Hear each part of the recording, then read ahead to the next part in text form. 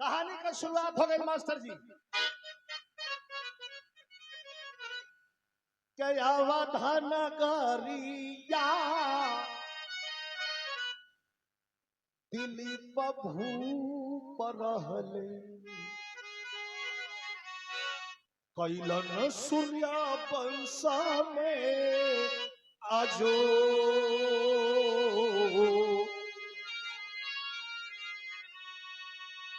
अरे माया तो शोभा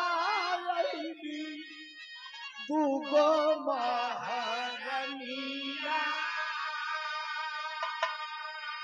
चर्चा भइल चाहो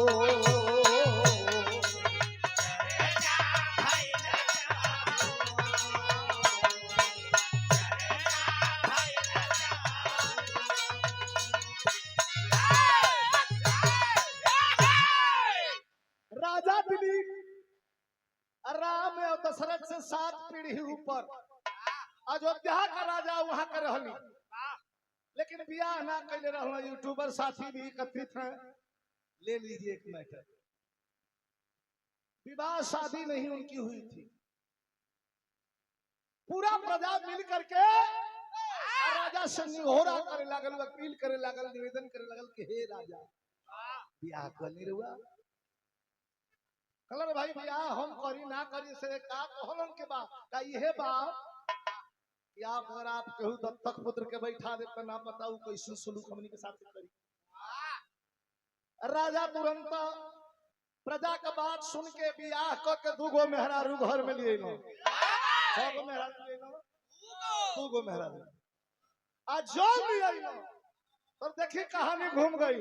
राजा का मन बैराग के तरफ बढ़े लगा। मैं कुछ दे के कपड़ा लत्ता फेंक के जाए लगला। राजा कहला कि अब हम ना रह काहे ना रह वही करवा बियाह करके अजीवे लेके ही नहीं हम दोनों रानी कहत अभी का कहतरी मास्टर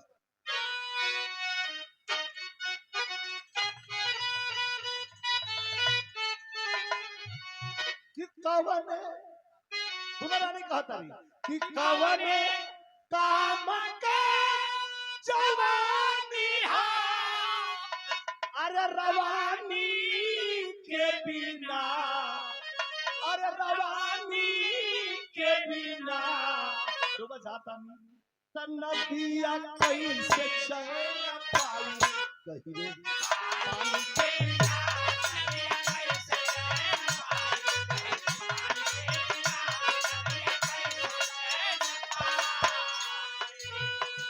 ए महाराज नारी का सिंगार होला मांगे से मुरवा नारी का सिंगार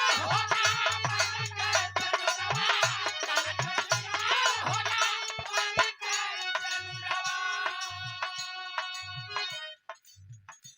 नारी का सिंगार का होला नारी का सिंगार होला अरे मांगे से मुरवा हे बड़ी उमरिया मुझे खींचे चेहरा हे बड़ी उमरिया मुझे खींचे चेहरा हे बड़ी उमरिया मुझे खींचे चेहरा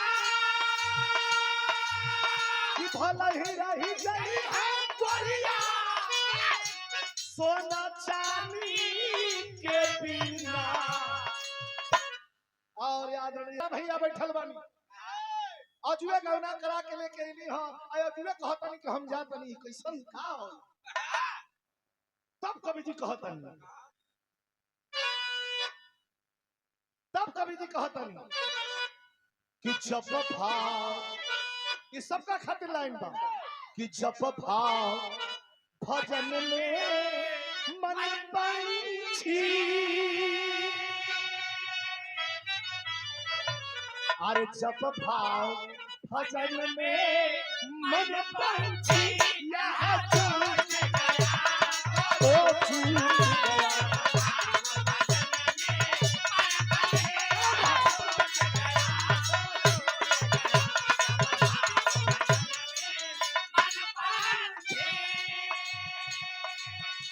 राजा तब धीरा बधाए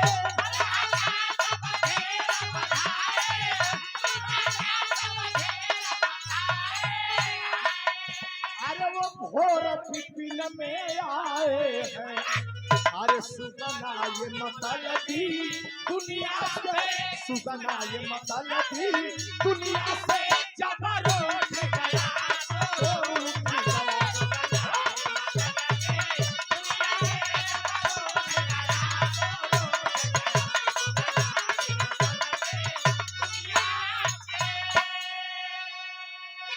से जब रूठ गया तो रूठ गया। फिर से 2 मिनट कहानी के ध्यान समझ ले। राजा चल गई आ दोनों रानी बाड़ी से कहा अयोध्या में। सोचा ताली से दोनों रानी कि ऐसे कवना हमने का बिगाड़ के लेवा नहीं जा कि हमने का राजा छोड़ के कवना करा के लेके अइबे कइलो ह फिर चल गइलो। तो दोनों रानी का सोचे ताली मास्टर।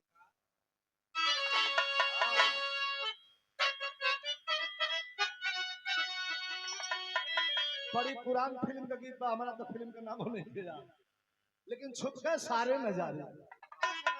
कैसे बढ़िया भाव कवि जी लिखा था निका कि डूब गई नैया किनारे, नैया नैया का दोनों रानी कि डूब गई नैया किनारे। अरे माझी से कुछ बात ना भई कि डूब गई नैया किनारे। अरे माझी से कुछ बात ना भई, पायल छमके चूड़ी कंगन से बात ना भई, पायल छमके चूड़ी कंगन से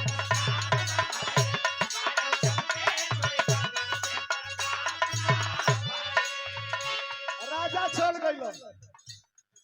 मन नहीं बस में दोनों रानी का हालत था।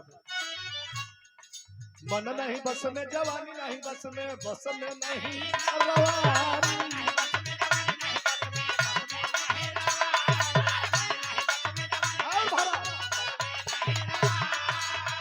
अरे तू तो से दिया पत्थर पर समझैया हो,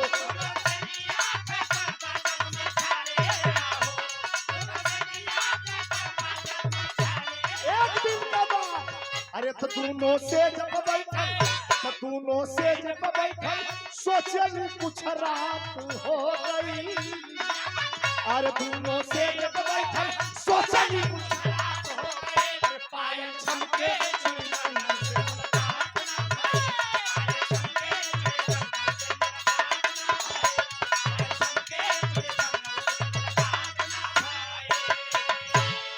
दोनों सेज पर बैठल सोचे ली कुछ रात हो गई।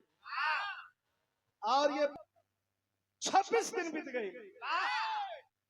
तो पहले हम बतौली हाँ कि जमाने की दीवार सदा टूटती है मोहब्बत के मदहोश पानी के आगे। हाय जवानी, जवानी के बस में ना हो। दोनों रानी चारपाई पर लेटल बाड़ी सभी रहा।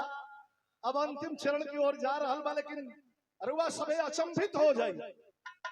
दोनों रानी का करताड़ी अपना में राय करताड़ी के तो उछलिए गइलो। आया अयोध्या के राज के चलावे खातिर एगो राजा चाहिए। तो को जात जाती हो कहला हम पतिव्रता धर्म का पालन करिया जाए, गद्दी के वारिसो तैयार कर लिया। दोनों रानी का करताड़ी ए भैया ये बात है इनके बैठा हो बड़ा ही बेचैन है। गीत बड़ा सुंदर बा। हमनी का गांव में देहात में पहले गवना होके उम्र के हिसाब से 3 साल 4 साल 5 साल 7 साल 9 साल 11 साल रोक के तो गवना जाओ। अयो 11 दिन रोक दो, बढ़ावा दिन द्वार खाँच दिया। खाली 11 दिन रोक के देखा ना। पहले आदमी 7-7 बरस इंतजार करो। कोनो दुल्हन आइल बिया, दुल्हा के मौका नहीं मिलत। कितना अदब कितना लाज रही। अपन ही परिवार के यहाँ जाए के बाद लेकिन आदमी कोड़ दबा के धीरे से जाओ, क्यों जाने न पावे। आयो दिन भर आवत जाता लइका ओहि में खरी चुनी चलावत, कोनो फर्क नहीं के कहां बाबू कहां माई कहां। लाज शर्म कुल खत्म हो गई। गरुड़ कछ गाइन का चरवा रहे कोनो मौका नहीं खे मिलल 20 दिन उदास बा एगो हगवना तू घर में दुल्हन आइल भी आया भेंट नहीं खे उदास ना रही एगो दोस्त कहलस कि का रे भाई का दिक्कत बा कहले तू हे दिक्कत बा नहीं खे भेंट भाई कहे बुरबक तो नहीं खाए खातिर जाले घर में कहा जइबे करिला तो जाले तो जा कोई खटिया के नीचे सुत जो आज जब समय बेरा हो तो में से निकल जाइए उहे काम कइले जाके दुल्हन के खटिया के नीचे आ सुतिए कोई बोरा फेंक के आ दुल्हन जब अपन सबके मांझ धो खिया पिया के अपना घर में जाए लगल आ तोले आज ही रहली दादी बुढ़िया लेके गोदी लाठी लेके चलली के बबी हम कहां सुती कहली कि आवा आज तब यही पर तनी तोहार माथा पर तेल चाट कोई नीचे से कहते हैं भाई तो हो गई लागेली चाची दादी सुतल तो देखी जवानी खटिया के जो ऊपर पर छेद बा ओही में से एगो लकड़ी से खोदल तो दुल्हनिया कहतिया का कि खटिया के नीचे बैठल चोरू खटिया के नीचे बैठल चोरवा अरे सासु तनी करना जोरवा खटिया के नीचे बैठल चोरवा सासु तनी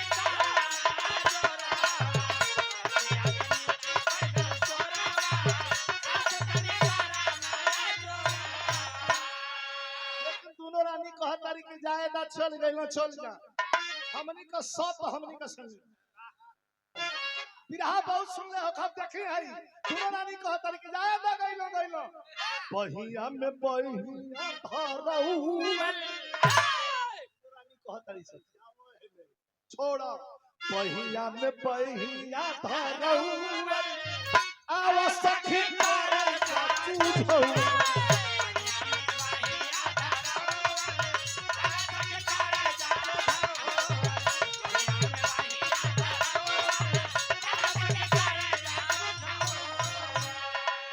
नहीं खान आवा है आवा एगो मेहरारू औरत का भूमिका निभावे लगल आ एगो मेहरारू मर्द का भूमिका लिखित बा अपने से नहीं कहा पोरे पोरे जब काम के छूटी गईले पोरे पोरे जब अरे काम के छूटी गईले अरे दरिया के पानिया के बाद टूटी गई ले बिछड़ा सखी करा पहले टंगिया पर चढ़ाऊंगा आप दोनों रानी आलिंगन बंद हो गई ये वेद बताओ तो फिर कभी भी कहता हूँ कि इलाहाबादी टुकड़ा जबकि सटल पेट से पेट जबकि सटल पेट से पेट हच दे मिलल गेट से देखी मेन पॉइंट में बात जबकि सटल पेट से पेट हच दे मिलल गेट से लेटना तनिक भइल हो लागल माथा नावा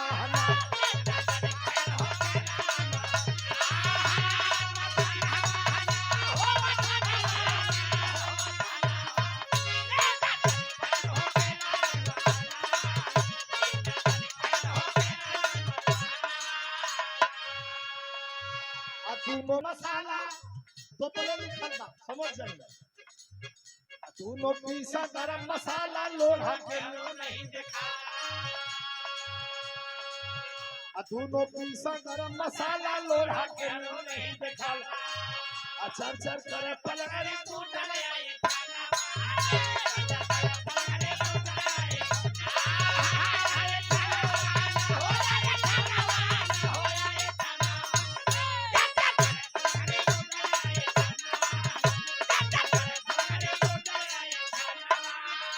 यादव जी बिरहा के बड़े अच्छे कलाकार बरसल रिमझिम घीसी सब कुछ निकल बा समझेंगे बात कि बरसल रिमझिम घीसी धड़कन बा दुनहु का दांत का हंसा पतीसी भइले जब मिलाना खरकल खरकल बाढ़ का जवही पानी, खरकल बाढ़ का जवही पानी। अरे तू अलग हो गई रानी, कहिया जाम चाहे देखा दिल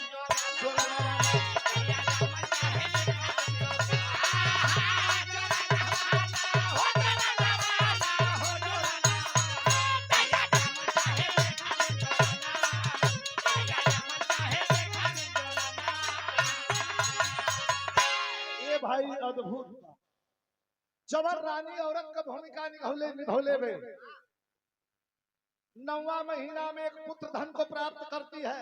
आज के जमाने में कहबा तो आदमी मुंह धो ले ना, चुप रहबा। वेद बताता है 9वां महीना में जब पुत्र धन की प्राप्ति कैलस तो फिर के भाव कि विधानवा विधि कटारे नाटरी। हाँ विधानवा विधि कटारे नाटरी। भैले मास के लोथड़ा में निर्मित सुगनवा, विधानवा विधि कटारे नाटरी।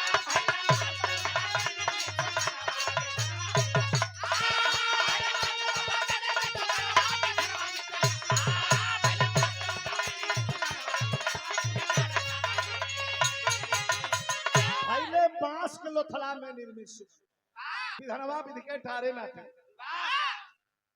हमारा श्रवण प्रधान जी के द्वारा ये पुरस्कार अंतिम प्रमाण की तरफ चलता है। एगो लड़का पैदा भई, वो दोनों रानी के बिना पति का आज के जमाने में कहल जाई तो केहू ना मानी, लेकिन लड़का तो भाई विज्ञान के हिसाब से सवाल हल करी तो वो हल हो जाए। कहे रज और पीढ़ी मिला के हाड़ मांस को शरीर का रचना बा। और वहां वो लड़का के खाली रज से पैदा भइल बा।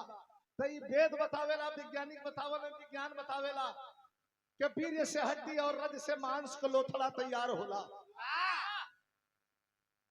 500 रुपए का पुरस्कार आदरणीय गांधी जी के द्वारा ये पुरस्कार प्रदान किया गया बा। 500 रुपया आपके प्रणाम बा, सब भैया के प्रणाम। गांधी यादव आपके द्वारा ये पुरस्कार प्रदान किया।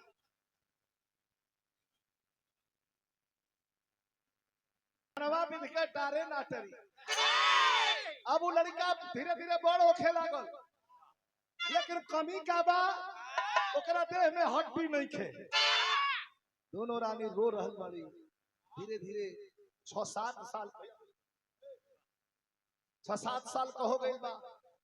रो रहल बाड़ी अयोध्या में। कैसे रात गद्दी पर बैठी, हाथ न उठावता, न गोड़ उठावता, न चलता, न घुसुकता। नारद जी आ गई। ऐसा समय पर नारद जी जरूर कहला कि लड़का के ले जा सरजू नदी के किनारे स्नान करे खातिर आवे नहीं। एगो पानी महर्षि ऋषि और ऋषि का नाम बा अष्टावक्र मुनि।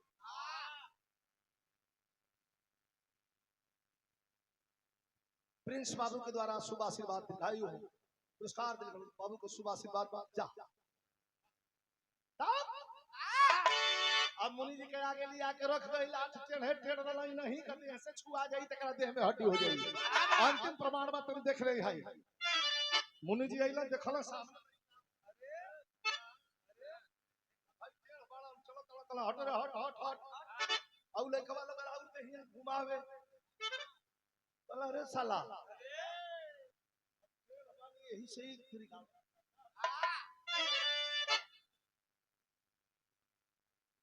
कवि जी भाव लिखत हूं कैसे ये तो है बा कि चली हा बजरिया में बच के। मुनि जी सोच रहा बा, सोचा मुनि जी गुस्सियाई छिड़ावे ना हमके।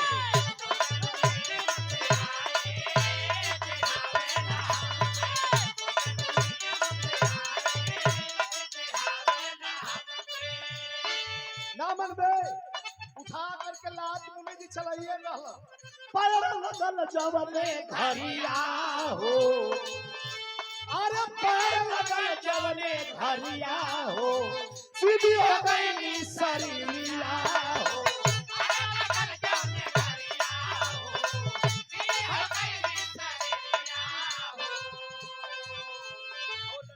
नाम का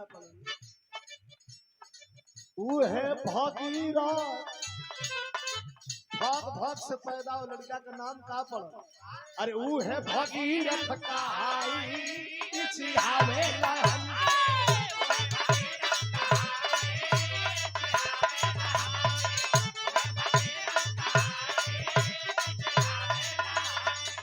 और भैया के द्वारा मिल रहा बहुत बहुत प्रणाम बा और लड़का जब 12 साल का भइल भाग भाग से पैदा भगीरथ तो लड़का चल चलस कहलक कि जहां हमर बाबूजी गइलन वही ले जाई हम कहा जाइबो खानदान का तारन तार करे कैसे अरे पुरखन का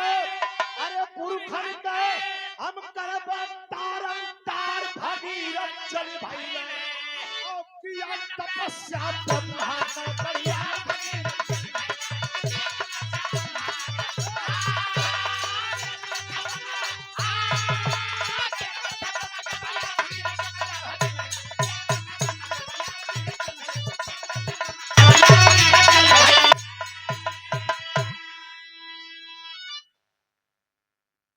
यार भगीरथ चल भाई देखिए कल ही आए हैं सरहद से और आज आ गए प्रोग्राम ये दीवानगी है आज ब्रह्मा जी की तपस्या करे ब्रह्मा जी प्रकट हो गए क्या चाहिए का कुछ ना चाहिए कमंडल में रुआ गंगा जी के रखले बानी धरती को छोड़ दी तो छोड़ तो देव के रोकी रे तारुक वाला का हम बोलाई भगवान भोले शंकर की आराधना किया आ गए ना देव आदि देव महादेव तो कहना बा करी अरे खोल जटा कोतिए हक त्रिपुरार भगीरथ चल भैया और चली धरा पर तुरंत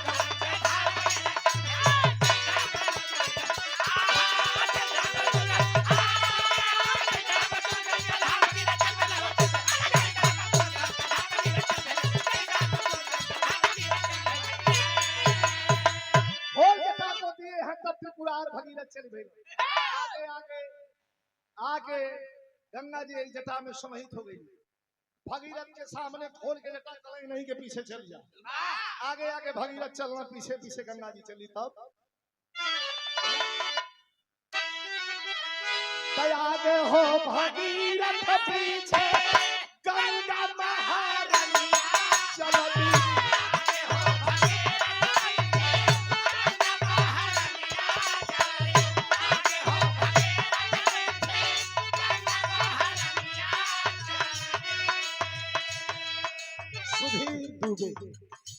बाबू के द्वारा ये पुरस्कार बहुत बहुत धन्यवाद मैं बहुत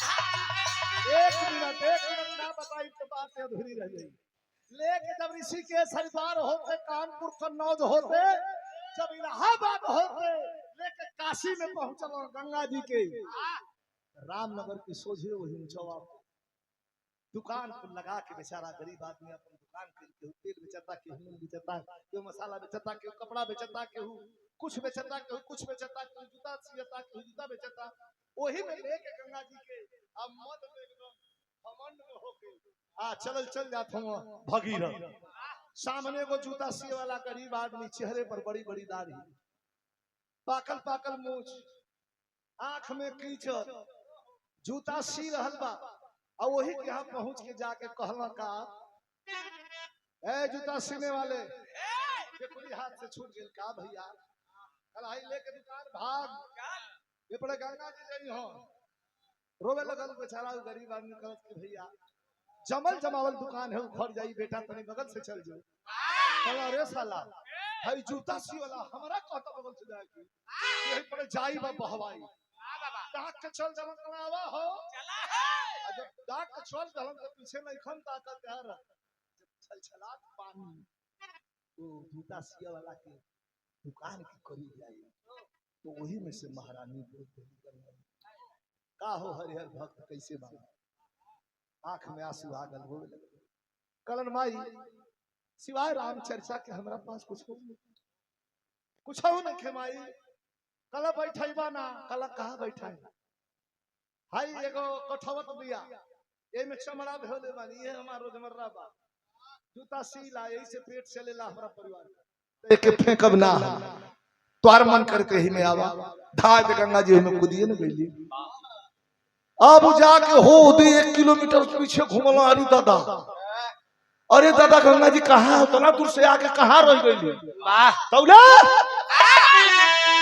आई दादा आके हाथ जोड़ लो कला महाराज छोड़ जाने तानी हम कला ऐसन ऐसन भर जूता सिया वाला 1000 मिली हाँ सही काशी हो संभर के जइबा तो पहुंच जइबा।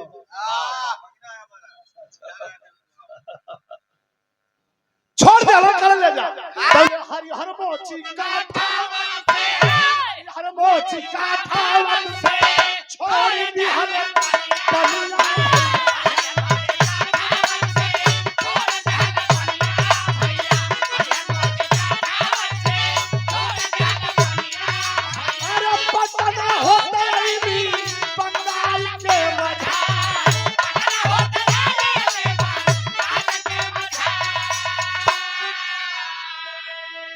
गाजीपुर से बगसर से आरा से आगे बढ़ के पटना से होके जब बंगाल में पहुंचली तो एनिया गंगा जी बाड़ी अब ओनिया जाके उनके नाव पर जाला का भागीरथी। हम तो कलकत्ता में रहल बानी बहुत लोग बा यहाँ कलकत्ता रहल कलकत्ता में गंगा जी ना उनके नाम कलकत्ता में भागीरथी है। अच्छा 12 बजे ले एने पूरब से पश्चिम 12 बजे बाद पश्चिम से पूरब माने उल्टा बहल जब समुद्र के ज्वार भाटा उठे लगे गंगा सागर को अब लेके पहुंच गई ना जब कलकत्ता समुद्र का पास तो हाथ जोड़ के हरिहर भगीरथ कहवा की माई अभी धरती खत्म हो गई रउआ ही समुद्र में स्थान ले चाहे काशी होखे चाहे बक्सर होखे चाहे कौनो तीर्थ धाम होखे संगम प्रयागराज होखे ऋषिकेश हरिद्वार होखे गंगा जी का पानी उठा के कांवरिया लोग जल उठा के भगवान भोले शंकर की चढ़ावेला। पानी कौनो चढ़ जाइए ओकर कोनो महत्व नहीं लेकिन गंगा जल का बहुत महत्व है। लेकिन एगो और स्थान भाई जहाँ गंगा जी कलकत्ता में कूदत तारी समुद्र में वहां का स्थान में मास्टर और पड़ जाए।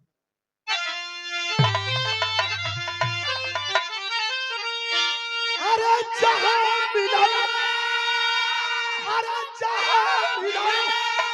अरे गंगा सागर का पानिया तो है गंगा सागर का नहाना चले दुनिया।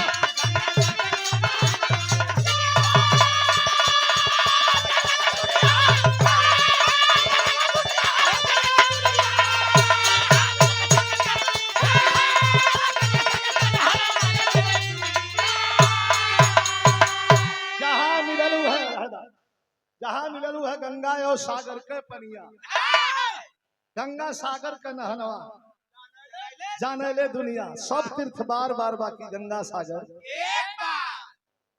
बुढ़ारी के अवस्था में हमने अपना माता पिता के चाचा चाची के दादा दादी के सास ससुर के नाना नानी के बुढ़ाई के अवस्था में ये गंगा सागर के स्नान के कराई ना जा एकर फल का ये जन्म को कयल पाप कटित होला और अगले जन्म की मुक्ति का व्यवस्था हो जाले ई गंगा सागर स्नान का फल।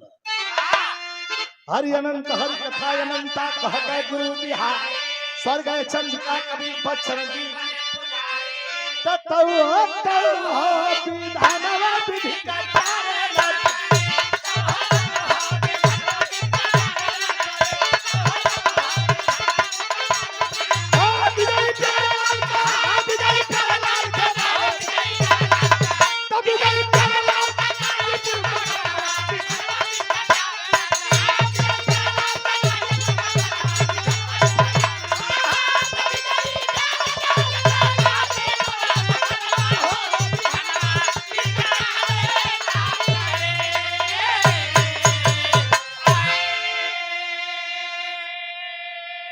बहुत सुंदर राइटर लेखक भोजपुरी के